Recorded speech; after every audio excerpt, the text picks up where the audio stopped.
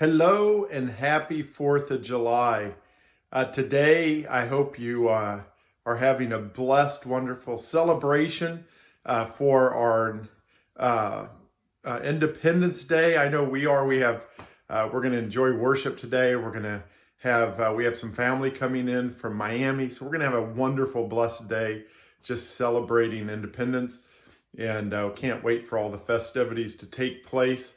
Today we're studying Psalm 10, 11, and 12. And these are interesting Psalms. I think they're actually a wonderful Psalm to be written for the 4th of July.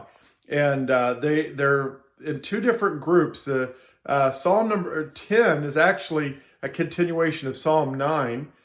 And it's a complaint psalm. I don't know if that's a legal term for a psalm, but that's what I call it, a complaint psalm.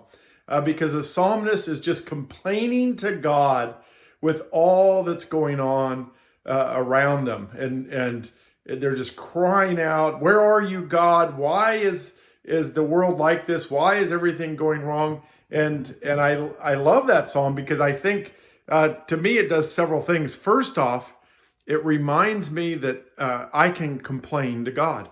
That my God is bigger than my complaints. Just like as a little kid, I could complain to my parents. In a healthy family, you could do that.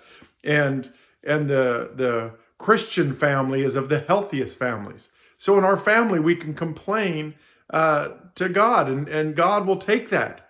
And we can cry out in our anger in all that's going on. And this is a time for me that I've spent some time complaining to God. Why are we going through the COVID-19 pandemic? Why do we continue to struggle with racial issues and we don't deal with it? Especially as a middle-aged white man, why am I not doing more to solve that? So I even complain about myself to God sometimes. But I love how the psalm ends, because the psalm ends by declaring God. Almost all psalms of lament, songs of complaint, still end by turning around to focus on God as our hope, our salvation, our Savior. And that's how Psalm 10 ends. Psalms 11 and 12 are just Psalms of David, and they're wonderful Psalms that are just Psalms of times of trouble and distress that David is just lifting up to God and seeking God for strength and hope.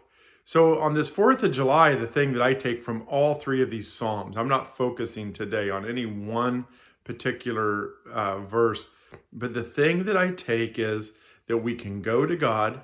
We can go to God with all the stuff going on in our nation.